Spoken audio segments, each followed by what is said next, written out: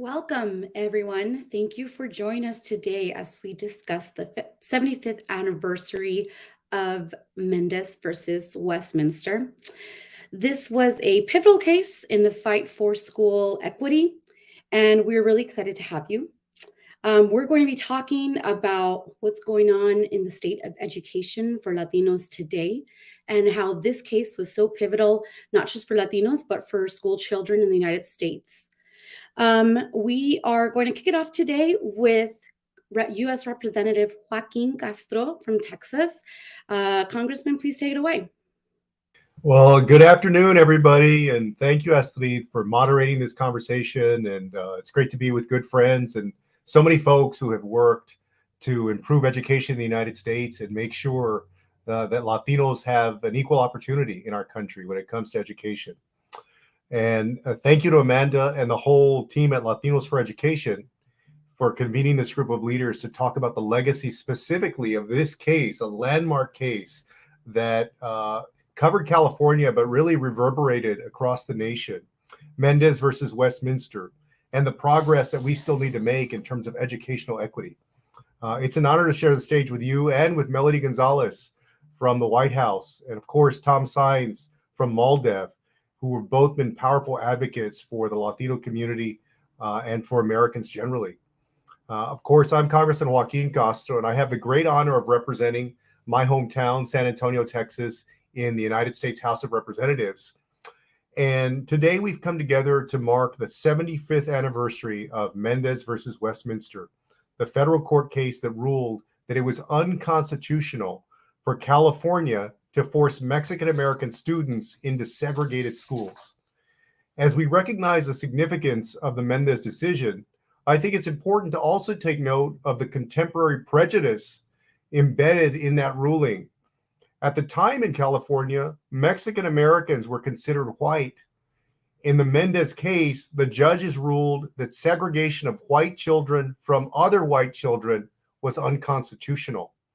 It would take until 1954, with Brown versus Board of Education, for race-based segregation to be fully ruled unconstitutional across the country. But even then, as we all know, the fight for equal access to education continued. For example, in the late 1960s, a group of parents in San Antonio sued their local school district, arguing that basing school funding on local property taxes deprived poor and Latino children of their fundamental right to an education. In one of the worst decisions ever, I think, in the Supreme Court ruled against those parents, decreeing that Texas children had no such fundamental right, and that in the United States, education is not a fundamental right. And years later, or throughout the years after that, parents across the country sued in their own state courts to overturn unfair property tax division in the funding of education. Fortunately, our school finance system has changed over the years. And of course, schools have been integrated, but we still face some very deep challenges. You know, this year for me and my family marks 100 years since my grandmother came to the United States from Mexico as a 6 or 7-year-old orphan. And when my grandmother came to Texas, there were still signs that were up on some Texas establishments that said no dogs, Negroes, or Mexicans allowed. It was illegal for about 50 years in Texas to even speak Spanish in school. And there were a few generations of people, including my mom's generation and my dad's generation, who were punished and spanked if they uttered a word of Spanish in our public schools. And so with that backdrop, you had in 1947, the Mendez case, and later in Texas and throughout the country, the Rodriguez case that I mentioned. So today we'll have a chance to discuss what has changed since then and how far we've come, and also talk about the future. Just recently, Senator Alex Padilla of California and I filed the HERE Act, which is an effort to close the Latino achievement gap in public education and higher education. And we're working hard to make sure that Congress does that. But I want to say thank you all for convening this celebration, because there's one other important point here. Landmark decisions and landmark things that have happened in the Latino community in the United States, in other words, the Latino narrative and the Latino story, has often been left out of the telling of the larger American narrative. And we have to make sure that things like this are taught in our schools and are celebrated as they should be. So thank you all for convening us here today. I look forward to the discussion. Thank you, Representative Castro. We really appreciate you being here. Now, we'd like to turn to our panelists. I'd love it if you could each introduce yourselves. And when you do that, if you could tell us when you first heard of this case and what that tells you about the case.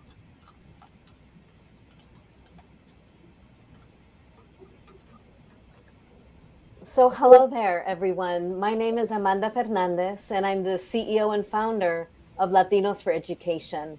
We are the nation's first Latino-led organization that's focused on elevating the voices and representation of Latinos in the education sector and in education policy. So I first heard about Mendez v. Westminster not that long ago. It was probably 10 or 11 years ago, which was around the time where I started to become deeply immersed in Latino education and Latino education issues.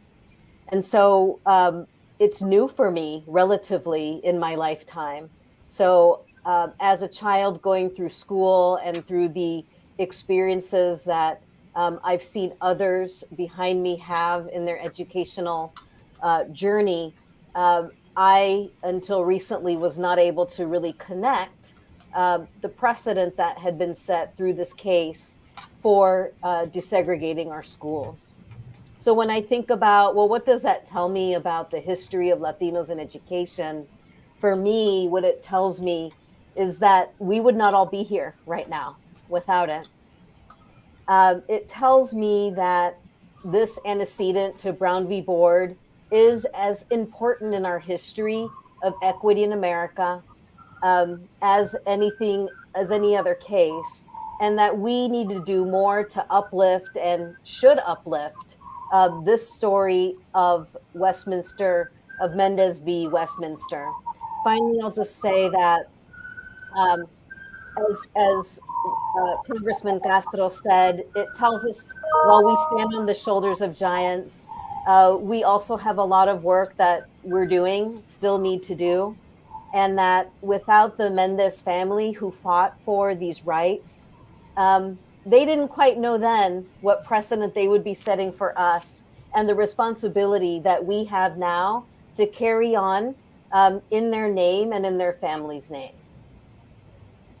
Thank you. Can we, let's go to Melody. Hi, everybody. Buenas tardes. My name is Melody Gonzalez, and I am so honored to serve as Executive Director of the White House Initiative on Advancing Educational Equity, Excellence, and Economic Opportunity for Hispanics. Our office was created by an executive order thanks to President Joe Biden last year, and we're housed in the Department of Education under the leadership of Secretary Miguel Cardona. Thank you, Latinos for Education, for inviting me today. It's great to be here with you all. And as I reflect on this question, for me, I grew up in San Diego, in Chula Vista to be precise. And I grew up loving the ability to learn about Chicano history, in particular through Chicano theater classes and programs in my community that I was able to enjoy when I was an undergrad and young professional there. We learned about Luis Valdez, Cesar Chavez, Dolores Huerta, but interestingly, it wasn't until I was a younger professional here in Washington, D.C. after graduate school that I was working with Congressman Javier Becerra. And through that work, I was able to be the staffer assigned to a special effort to try to create a National Museum of the American Latino here in Washington, D.C. And it was as a legislative assistant trying to move that bill to create a commission to explore the idea of a potential museum that we were writing speeches and floor speeches, public press statements, and taking other actions to really try to mobilize support. And through that process of trying to uplift lesser known stories of American history having to do with our Latino community, that's where I first came across this story in this case. And I think it's just a really beautiful example to think about, whether it's the Latino Museum effort or the Mendez versus Westminster case, there's an opportunity for each and every one of us to lift our voices and make a difference that can really truly shape the narrative for our country. And I hope everybody listening here is supporting the Friends of the American Latino Museum effort. It's a nonprofit advocacy group to support that cause. Also supporting the Smithsonian Latino Center, an initiative within the Smithsonian Institution that next month will actually open the first permanent Latino exhibit at the Smithsonian's National Museum of American History. And I'm very excited that we've now reached a point where there will be a future Latino museum here in the nation's capital. The National Museum of the American Latino now has a director, a board that have been named, and by the end of this year, the Smithsonian is to designate where on the premises of the nation's capital this museum should go. I'm personally hopeful it will find a place here on the National Mall alongside all of our nation's other historic treasures, and I hope that you're all connected to that effort because you can all raise your voices and be part of making sure that our stories are told here where they should be, in the corridors of the nation's capital. Thank you, Melody. Let's hear from Thomas. Thanks, Astrid, and thank you to Latinos for Education for putting together this important commemoration of what I consider to be a critical early case in civil rights, not just for Latinos, but for the country. I'm Thomas Saenz, President and General Counsel of MALDEF, the Mexican American Legal Defense and Educational Fund. And for those who are not familiar with MALDEF, we're a now 54-year-old national legal civil rights organization founded in San Antonio, Texas in 1968. And our mission is to use the legal system to promote the civil rights of all Latinos living in the United States in the areas of education, employment, immigrant rights, voting rights, and freedom from open bias and racism. I first became familiar with the Mendez case way back in the mid-1980s as a college student taking Chicano history. And it was a revelation to me because I'm sure an experience shared by many others. My education in high school really only introduced civil rights as an issue of the Black community and specifically focused on the Brown versus Board of Education decision in 1954 by the US Supreme Court, striking down the separate but equal doctrine from a case many, many years before and beginning the end of Jim Crow segregation in the South. So discovering through that course the Mendez case, and this was long before it was commemorated on a postage stamp. It's long before there were any books written about Mendez, long before there were really any articles focused on Mendez. But the case was a revelation, and I wrote about it as an undergraduate. It became the center of my history thesis. And then as a law student, I wrote about it again and how it related to another critically important civil rights case decided by the Supreme Court in the same month as Brown versus Board of Education, the case of Hernandez versus Texas.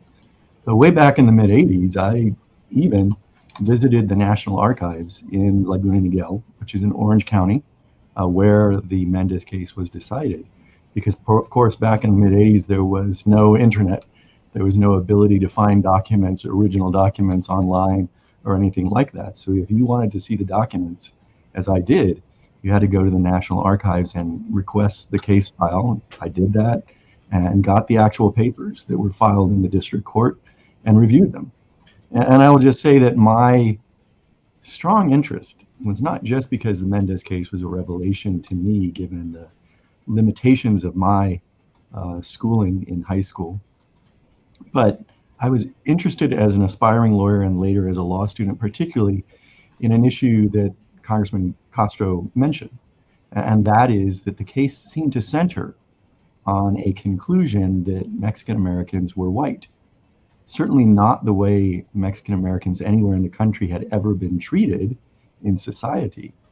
But in the Mendez case, that conclusion that Mexican Americans were a part of the white race was critical to the outcome and the distinguishing of the precedent in the South that until Brown versus Board of Education permitted states and localities to segregate on the basis of race. But the interesting thing is that in the Mendez case, that conclusion that Mexican Americans were part of the white race was based on a stipulation.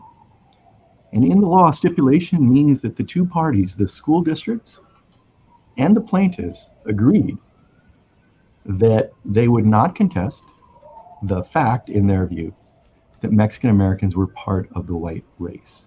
It therefore took it out of the court's consideration. The court, with a stipulation, had to base its decision on a conclusion that Mexican Americans were part of the white race. And why that came about became a mini obsession of mine. And I can explain more about that. But in the end, the importance of Mendez obviously goes beyond simply recognizing, which in the mid-1980s and even today is not often recognized, that Latinos were central to civil rights progress in the courts early on in this country's existence. It's not only the Black community, though we cannot deny the critical importance of the campaign that led to Brown versus Board of Education, but we Latinos as well were involved in using the courts in Mendez and other cases to challenge the systemic discrimination that we faced as racial minorities in this country.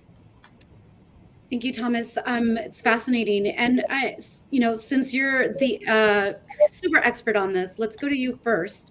Can you kind of get in the weeds and give us a really good explanation of why this case was so pivotal? It came a few years before Brown versus Board of Education.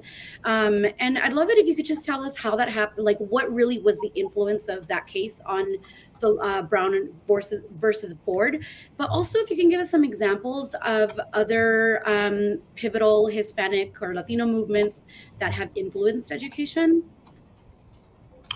Sure, I think we have to go back to remembering that Brown versus Board of Education was not a case that just came up out of the blue. It was actually part of a campaign going back decades, pursued by the NAACP Legal Defense Fund under the leadership of Charles Hamilton Houston and then Thurgood Marshall. So they had a goal that they established years and years ahead of Brown to get to a decision that would strike down separate but equal and end the segregation of Blacks in the South and really across the country in our education system.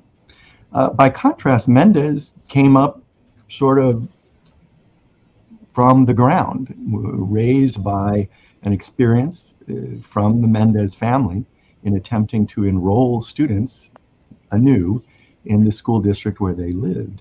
And they found that they were going to be sent, that kids would be sent to the inferior, quote unquote, Mexican school. And it's important to note that it was an inferior school in every respect, not just what you were taught in the classroom, but the actual physical plant was clearly inferior to what white students experienced in that school district. So the case came up from the Latino community that had experienced the discrimination, not just the Mendez family, but others as well who joined the case. And so it came up in California, separate and apart from that campaign being led by the NAACP Legal Defense Fund, or LDF. And LDF became aware of the case and realized that this was a potential opportunity to take a step as a part of their campaign using a case that came from another community. So LDF actually filed a friend of the court brief in the Ninth Circuit, and it is the Ninth Circuit's decision that we're celebrating the 75th anniversary of this month. But they filed a friend of the court brief, really trying to establish what they had been working to establish over decades, the notion that separate but equal could not be reconciled with the constitutional guarantee of equal protection. Of course, in the end, the district court judge and the Ninth Circuit distinguished the separate but equal doctrine that had been upheld by the U.S. Supreme Court with respect to Jim Crow segregation in the South. And it goes back to what I mentioned previously. The court distinguished those cases from the South upholding segregation on two bases. First of all, the court said, the district court judge said, unlike that, this was a case of segregation within one race. Go back to what I said, that there was a stipulation that Mexican Americans were part of the white race. So the court first said this is not the same as what's been upheld in the South because it is segregation within a race, not between two races. The second distinction was that it concluded there was no state law in California that permitted the segregation of Mexican American students. And that's in contrast to what was going on in the South, where all of those states had state laws put in place to ensure continued segregation in the public school system. But interestingly, as I did more research, I came to understand that in fact, both of those distinctions rested on that stipulation that Mexican Americans were part of the white race. Because in fact, at the time, California law did permit the segregation of Mexican Americans so long as a school district characterized them as Mexican Indians, as native people from Mexico. If they did that, state law at the time said you could segregate Mexican Indians effectively.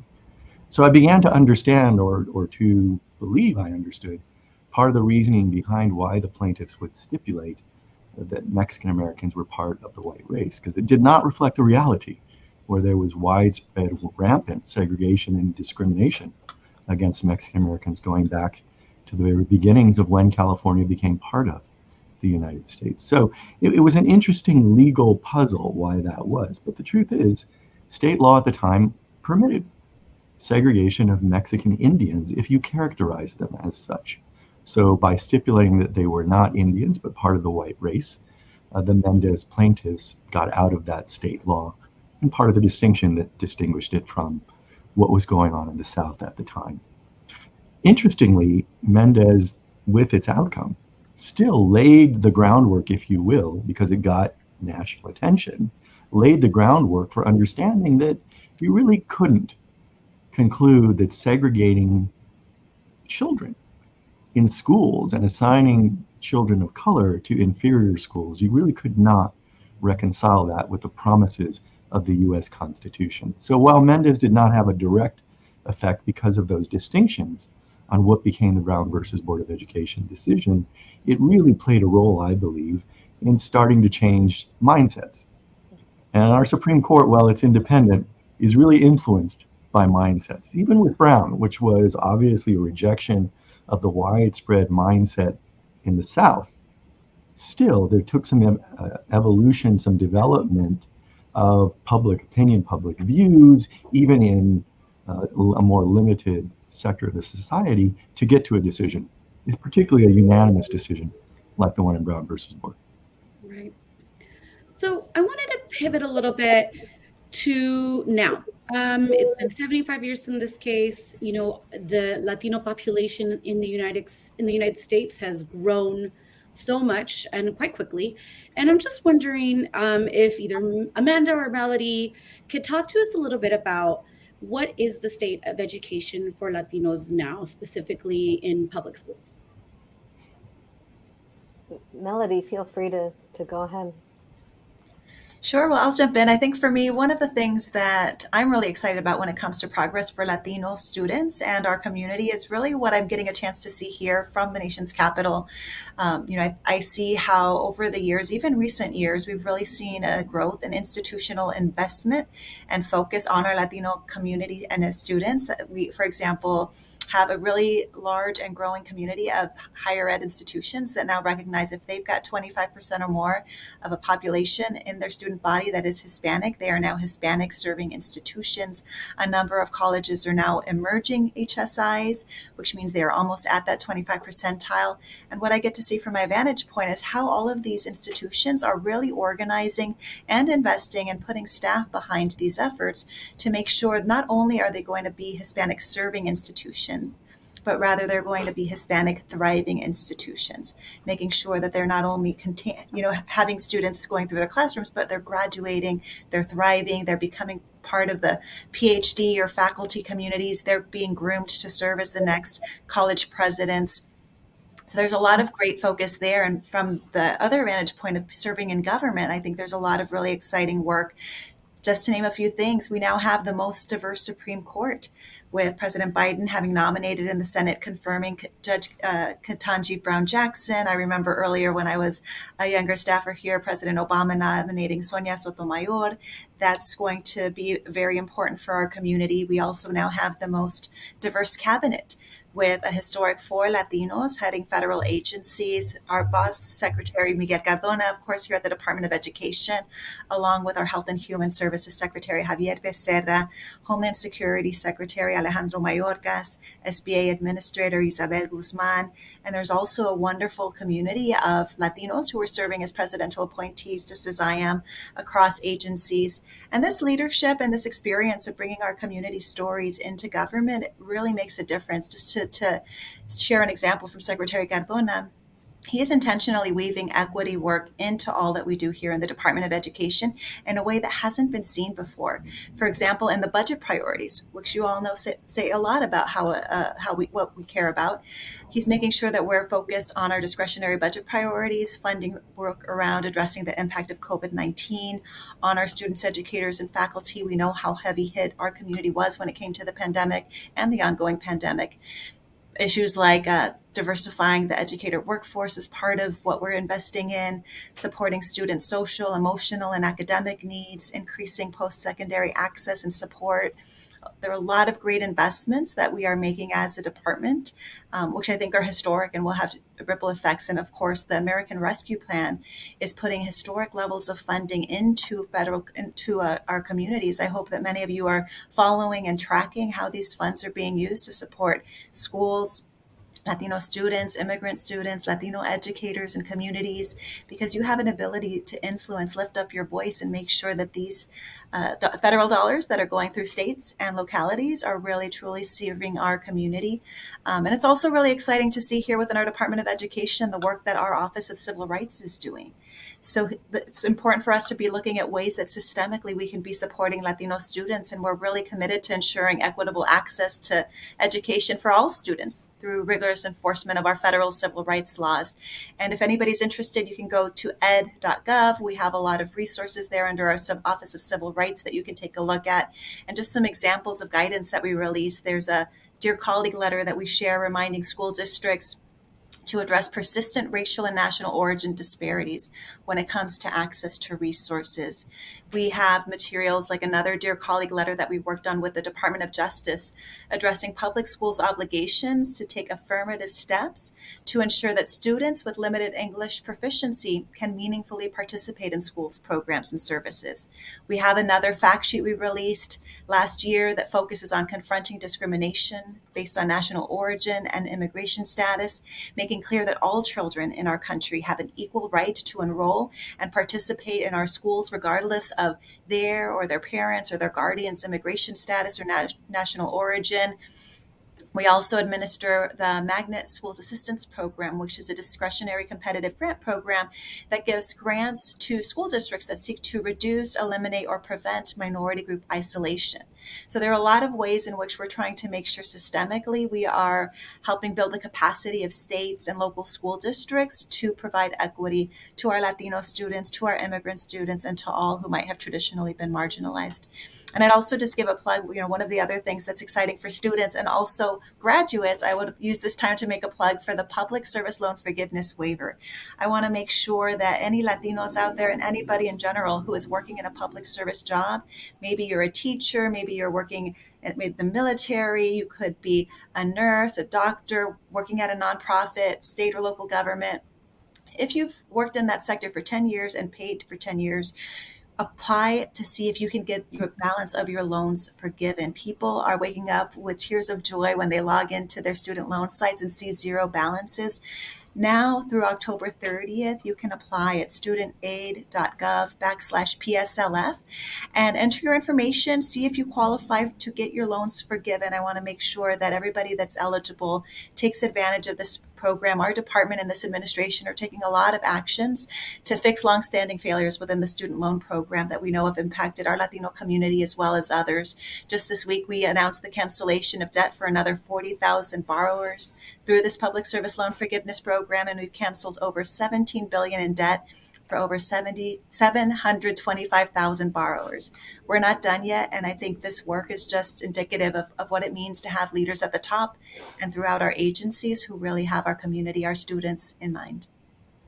Thank you. Amanda, we know that every year educational attainment for Latinos is growing, but it's still behind our white counterparts. And I was just hoping you can talk a little bit about what is the progress that Latinos have made in education, and what needs to, like, what is really missing right now? What are some of the things that we really need to be focusing on? Thank you for that question. And just first, thank you to Tom for your brief lesson that you gave us on this historic case of Mendez. I just want to just echo and support um, all of us on this call and all of you who are listening to continue to learn more. It's just fascinating, this history, and we only can be as successful as we are if we know not only our own history, but the history of Latinos in this country. And that is just something that's foundational to where we are today. Would not be the case if it weren't for the Mendez family and others, but also folks like Tom and Melody who have been doing this work and sharing the story and the narrative of the Mendez case for many years. So thank you for that. Regarding your question on where are we with educational attainment for Latino students across America. So let's focus on the positive, because there has been a lot of progress made, and in particular areas for Latino students, which should be an indication that continued progress can be made. So, for example, Latino high school graduation rates have jumped from 32% in 1970 to 55% in 1998, and again to 82% in 2019. So that's significant progress. At the same time, I think for all of us, our vision for all of our students, Latino students, and all students in America, that 100% of our students graduate from high school. So that's an important indicator. And then along with that is the college enrollment and access piece, which is super important. And because the graduation rates have gone up, we, of course, are seeing that more Latinos are going to college, which is really exciting to see, because we know how important college is to economic mobility for our Latino community. So the good news is that the Latino undergraduate enrollment rates more than doubled from 1.4 million in 2000 to 3.2 million students in 2016. So those are a couple of data points that I think should give us some areas to be really proud of and where we want to continue to build. One other thing I want to mention, and it's been talked about a little bit here already, something that I think is really positive about where we are in education right now is this focus on equity. Like, we get to actually utter the words equitable education, and we get to fight for equitable education for all Latino students and families. In my case and in my context, for the first time, so I'm on the State Board of Education here in Massachusetts, and for the first time, the Department of Education at the state level, with support from the Department of Education nationally, is putting a priority on diversity, equity, and inclusion, and focusing on the diversification of the teaching profession in the state of Massachusetts. For the first time in the state board's history, there is a committee of the board that is focused on this particular issue of representation and increasing the pipeline of educators of color in education. So it's not only happening at the federal level, these investments, but it's also happening at the state level, which I think is a very exciting time. To hear across the Commonwealth, to hear across districts in America, even those that are primarily and predominantly white, the discussion of equity is happening. It's not always perfect, and far from perfect in far too many cases, but it is happening. And so I think the momentum is building. It is not any longer a word to not utter the issue of equity and opportunity for not only Latino students, but all low-income students in our country. So I'm really hopeful that we can build off of that, because there's definitely a lot more work we must do together and collaboratively that will pave the way for the economic mobility that we all want to see for and with the Latino community. Thank you. I want to let our listeners and viewers know that you can drop in some questions into the chat and we'd be happy to answer them. In the meantime, I want to shift a little bit. Mendez, you mentioned this a little bit, but I wanted to dive a little bit deeper. The pandemic disproportionately impacted Latinos all around, and that includes education. And I'm hoping you can tell us a little bit about what you've seen, but also what are some very specific examples of things that policymakers, educators, lawmakers, and parents can do to help the situation, to improve it, or to regain some of those losses that happened during the pandemic?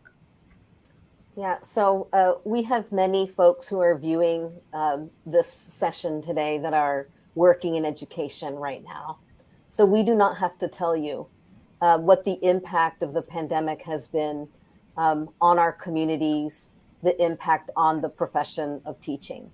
So let's just underscore that it's been a traumatic experience for everyone who has children in school, who teach, who are students who are still experiencing a lot of trauma and after effect, because we're still in it, by the way.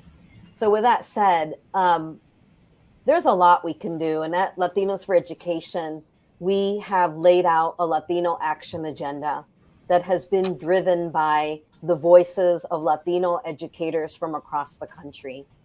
And we identified 4 particular areas in the policy space that we believe are a priority and that should be a priority across the country and within our state legislatures. And so those include early childhood education, college access and completion, which we just talked about, COVID recovery, and what that means for us is digital equity and closing the digital divide. And then I'm going to say just a little bit about educator diversity, because it's so aligned with the work that we do at Latinos for Education. And I'm really proud of the work that we've done to launch the Educator Diversity Act here in Massachusetts. That is, once again, historical in that it is legislation that will truly remove barriers for more Latinos and other people of color to enter and stay in the profession. And that is really critical because of, as we all know, the significant growth in the Latino demographic and students in our schools. We know how important it is for our students to see educators of color in front of them, to have that aspiration for what's possible. And so we think that this is a particular area where we'd love to see more support across the country. Because we haven't seen much progress in representation. Latinos right now make up just about 9% of all teachers across the country. And that just really is unacceptable given the demographic changes that we've been experiencing lately. So I want to double down on this focus on educator diversity. Great to hear and happy to see that, Melody, out of your office, that is happening and that there's a federal focus on this. We need a state focus on this, and we need state legislatures to act. So what can this community that is part of this convening do? We need to all activate our voices, and that can be in a number of different ways, whether it's testifying at a school committee meeting, whether it's testifying at a state school board meeting, whether it's lending your voice to signing on to a letter that promotes issues that you really care about that will advance Latino education. These are really specific things that anyone that's listening right now can do. And organizations like ours, Latinos for Education, provides more deeply fellowships and training and support to elevate the voices of Latinos in education, but also outside of education, to make sure that we have the access to the tools and support that we need to be the best advocates that we can be with and on behalf of our students and families. We do have a viewer question, but I want to first ask Thomas, what are some of the kind of legal avenues or even cases to watch happening right now to that are fighting for equity and education for Latinos? What do we need to know about right now legally? So I think we should know that there are avenues of influence, as Amanda has talked about, that are becoming more and more open to parents and others interested in equity. And that's because our federal government, through its latest reauthorization of the Elementary and Secondary Education Act, has placed a greater premium on parent participation, on parent input. And in some states, including my home state of California, a new funding formula also puts an even greater emphasis on hearing from the most affected communities. Now, I want to emphasize that nationwide, us in the Latino community. Certainly when the Mendez case came up, there were really only significant Latino student populations in the Southwest, the parts of the country that used to be part of Mexico, and then pockets in Chicago, New York City, and South Florida. But today, greater than 1 in 4 of all public K through 12 students in our entire nation is Latino, more than 1 in 4. So this is now something that every school district across the country and every region and state of the country needs to address, and that is equity for the Latino community.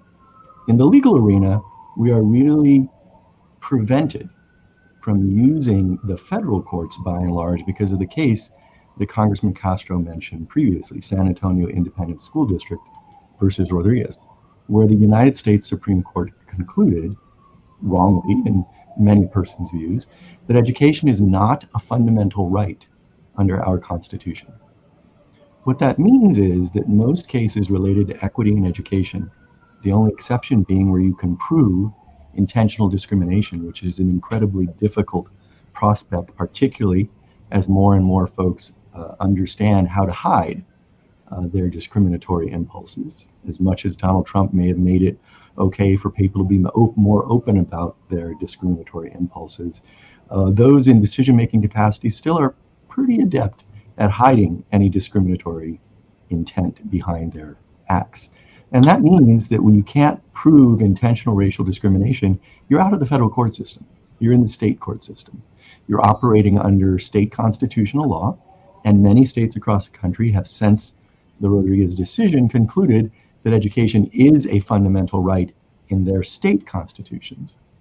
But that often doesn't translate into the kind of decision that would secure equity. It really takes constant input, constant pressure from the people to the school board members and to higher ups in the state hierarchy to ensure that we get an emphasis on equity. So Astrid, you asked about the pandemic. I think that first of all means recognizing how important Latinos are, given our size and growth, to the future of not just the Latino community in this country, but the entire country. If we don't address the issue of education equity for Latino students, the entire country will suffer in future years. But it means coming out of the pandemic as we begin to emerge, really having everyone understand the issue. Yesterday, I was privileged to attend a meeting with Secretary Cardona, and I said to him, we need to recognize that for the Latino community, the trauma of the pandemic and the disparate impacts on the Latino community was actually the second trauma that our Latino students experienced. We forget about this because the pandemic seems to have overtaken everything. But prior to the pandemic and into the pandemic, we lived in an era of extreme anti-immigrant rhetoric from the President of the United States and many of those who support him, with the effect of his emphasis on immigration enforcement that too many Latino students, both immigrants and US citizens born here, went to school with the worry that they might return home to find one or both of their parents in detention and removal by immigration enforcement. That's a trauma. And that trauma was followed up by the pandemic. So trauma is multiplicative for our students, and we need to have that recognized in order to arrive at equitable solutions, not just to learning loss, but to what the long-term effects of those traumas may be on the educational progress of Latino students. So the legal system is there and can help in many states. It does not give us access to the federal courts as it once did because of that Rodriguez decision. But it is there, but it really depends both the success going into a case and more importantly, the success in implementing a solution coming out of a lawsuit. It really depends on parents and others in the community being strong and consistent advocates before school boards and other education decision makers. So on that note, thank you, Thomas. On that note, we have a question from Erica Romero, who wants to know, since so few of us learned about the Mendez case growing up, how can we ensure that future generations have a more inclusive curriculum? Do you want to take a stab at that first, Melody? Sure. I think there are so many ways to answer this question, and I'd love to just share that everybody has a role to play when it comes to the solutions here. I think about how, at the local level, and we've said this before, but we need to grow the ranks of our Latino educators. I think, I often share in different speeches and spaces that I'm in, Latinos are about 20% of our K-12 student population. We were about 27% of the college population, but we're less than 10% of educators. The number of college presidents that are Latinos had been on the decline as well, from 6% down to 3%. And so we really need to invest and work as a collective to leverage all channels that we have to grow the ranks of Latinos throughout the education pipeline. I also think there are ways for us to be creative to bring our stories into our work. For example, here at the White House Hispanic Initiative, we just had a teach-in for Cesar Chavez Day, which was virtual, and we had the opportunity to hear from Julie Chavez Rodriguez, who is one of our Latina appointees at the White House, and Cesar Chavez's granddaughter, who shared just special stories, some of which are not in the history books, about not only her grandfather, but also her grandmother, Helen. We heard from federal agencies that are working to support migrant youth at HHS, the Health and Human Services Department, our Office of Migrant Ed, the U.S. Department of Agriculture, and the White House Council on Environmental Quality that's working on environmental justice issues. So there are a lot of ways. I also suggested the Latino Museum effort. Of course, we're working on the National Museum effort here in D.C., but locally within our communities, there are special ways in which we can uplift and tell our stories in different ways through local museums and supporting artwork and creative ways to uplift stories. So I think hopefully that gives folks a few ideas for how they might be creative, whatever hat they might be wearing to play a part. And of course, I'd also take a spin off of Tom's point. I love that phrase of avenues of influence. And I think that there are many ways. People sometimes think the only way to make a difference is to run for a high stakes elected office. And that's one way to make a difference. But you can also, as was mentioned before, speak up at local school board meetings, participate in state level school board meetings. Many of these forums, whether it's local, state, or congressional, hearings are public.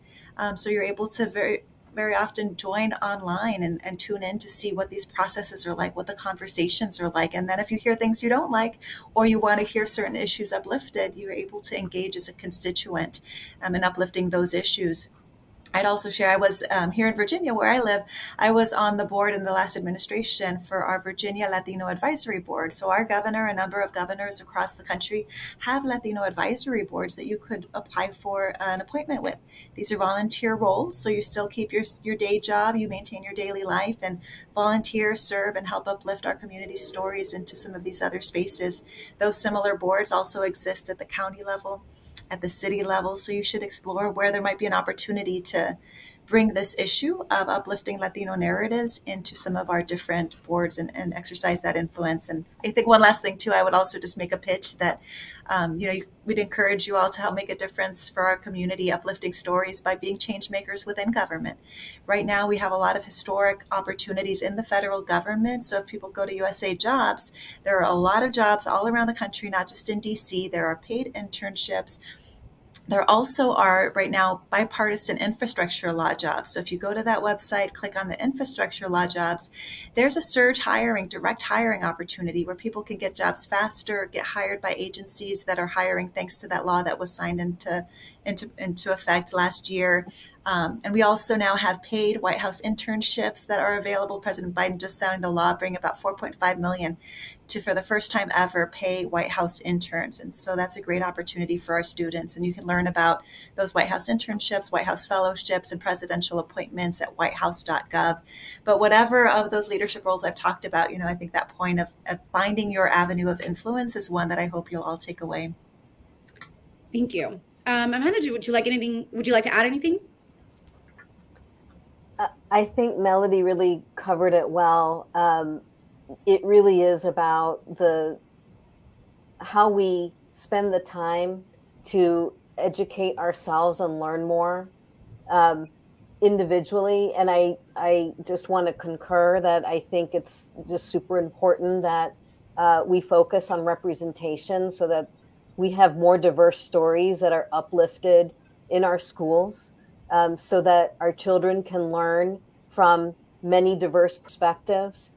And I think that's a way that we start to really uplift what has happened in our history and the backs that we succeed off of, and really understand that. Yeah. Thank you for that. We have another question. This time. Yeah, Asleed, do you mind if I Oh just? yeah, please, absolutely. I think we have to recognize that there is now a concerted right-wing campaign to target ethnic studies.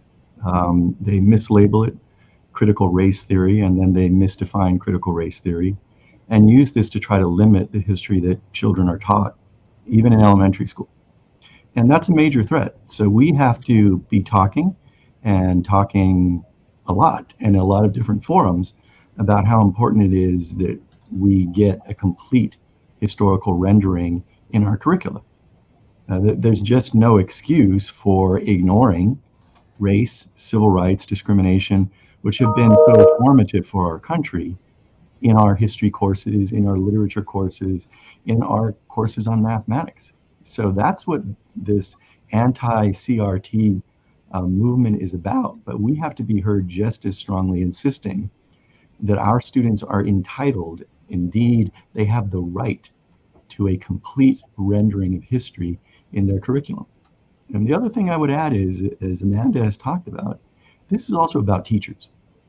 Because even Latino teachers, they are the products of an incomplete education, like so many of us. I talked about Mendez being a revelation when I got to college, and that's because of the curriculum that I was taught in high school. It was incomplete, particularly growing up in Southern California, like Melody, the huge Latino population, but we didn't get taught about Latinos in high school.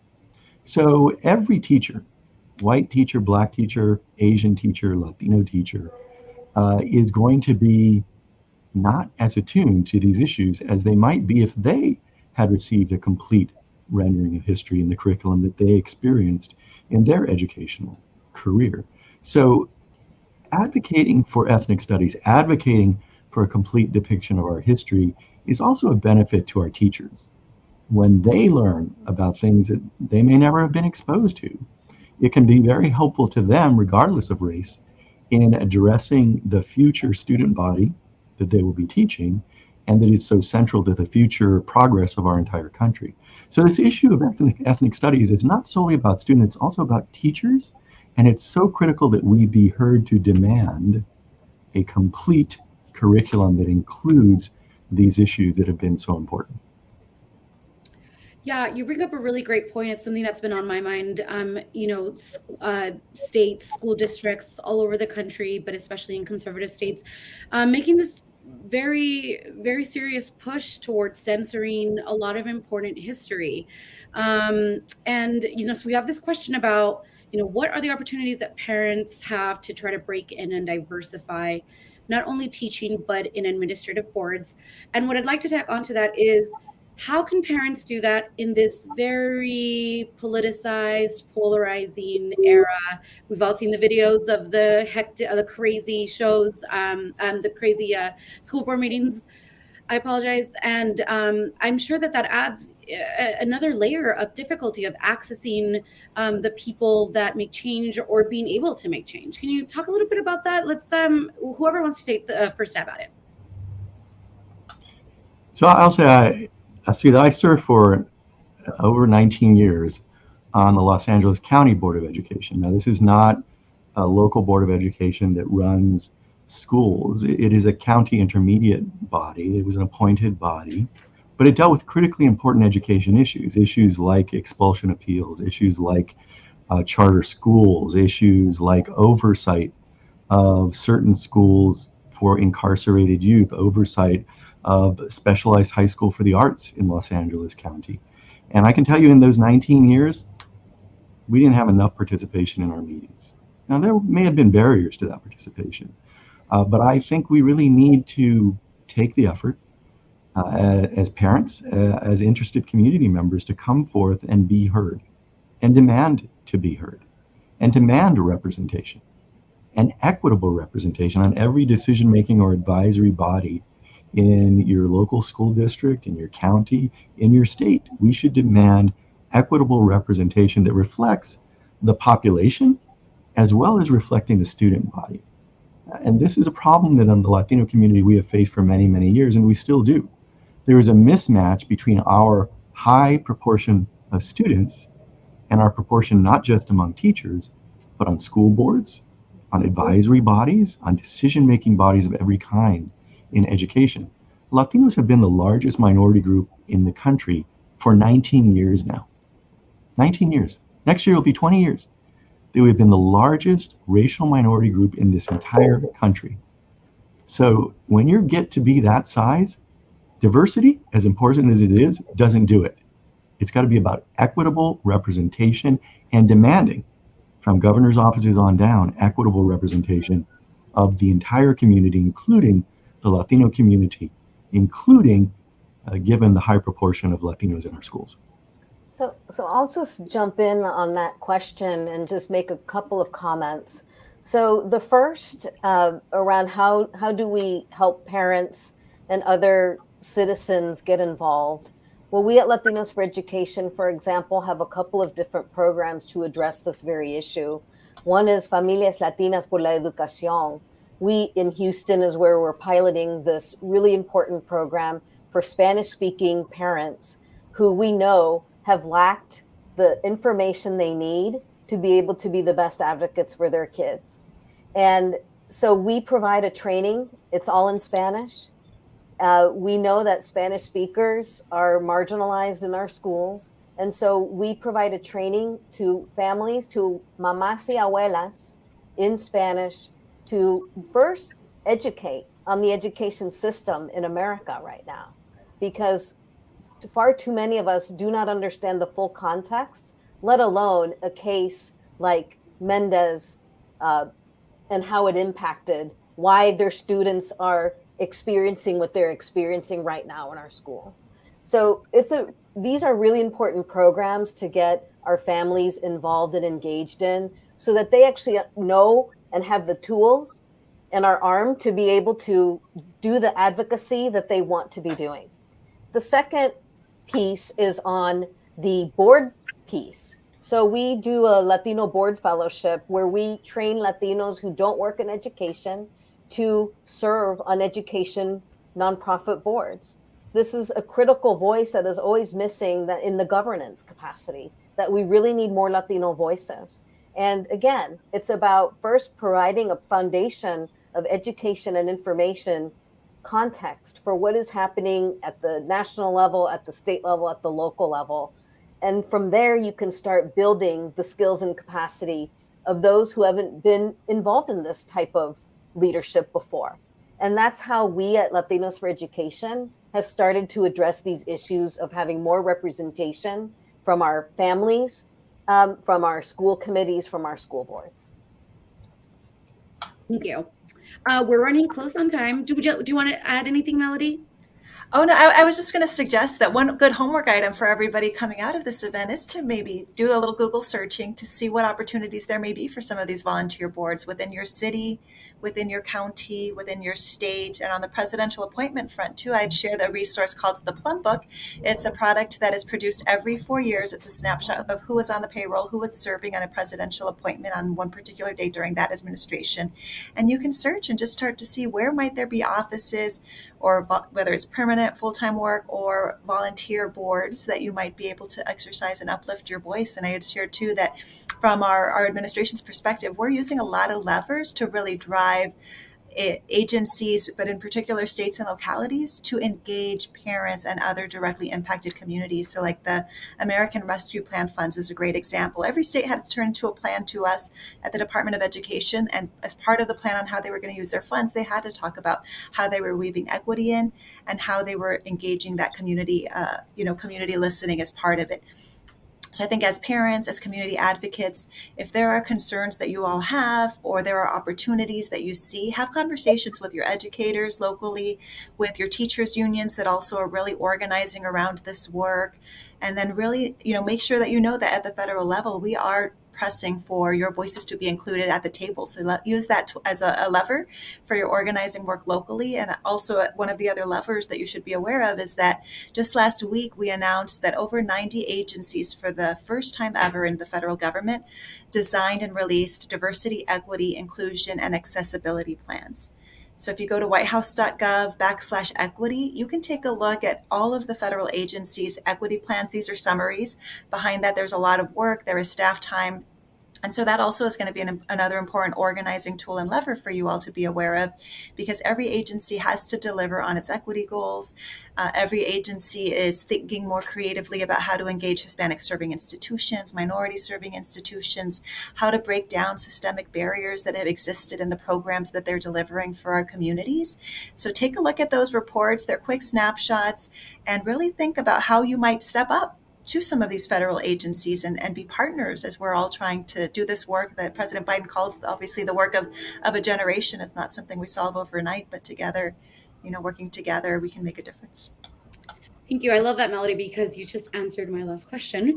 But I would still love to hear from the other panelists about what is specifically one thing that people can do as we leave this conversation to fight for equitable education.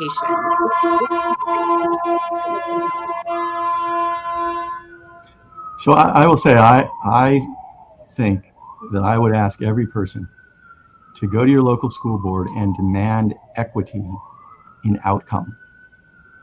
Too much of our work over the decades has focused on equity of inputs. The Rodriguez case that was mentioned previously, where the Supreme Court concluded education is not a fundamental right, was about the inputs, getting equal money for school districts throughout Texas, because at the time, and even today, the problem persists. There are inequitable inputs of resources to school districts that too often coincide with race and income. So the poorest, the most minority, most Latino school districts get less money. But we should be demanding equity of outcomes of every kind. This is about making sure that there's no disparities in discipline, in who's getting suspended and expelled, as well as there should be no disparities in who's getting into AP, IB courses. It should reflect the student body. So I would ask every person to pick one outcome where you see inequities, Latinos underrepresented in positive experiences, overrepresented in negative experiences like discipline, and go to your school board and demand that they create a plan to get to equity of outcomes for the Latino community. Thank you. Amanda? Yeah, I just want to thank our speakers today on behalf of Latinos for Education. It's been amazing to hear your perspectives. I will just say this. It is scary to often be the only Latino in the room, or feeling like you're the only Latino who's advocating on behalf and with Latino families and students. And so what I encourage all of you who want to get involved is to join us at Latinos for Education, latinosforeducation.org. Sign up to be part of our community, because we are often providing tools, resources, and opportunities for our Latino community, not just educators, but beyond that, so that you feel like you are part of something bigger. You feel like you have the connection to others who want to do work with you. And that is often a barrier that we want to remove, that you don't have to be the only one doing the advocacy that you're doing. There are Latinos everywhere that want to do this work alongside you and with you.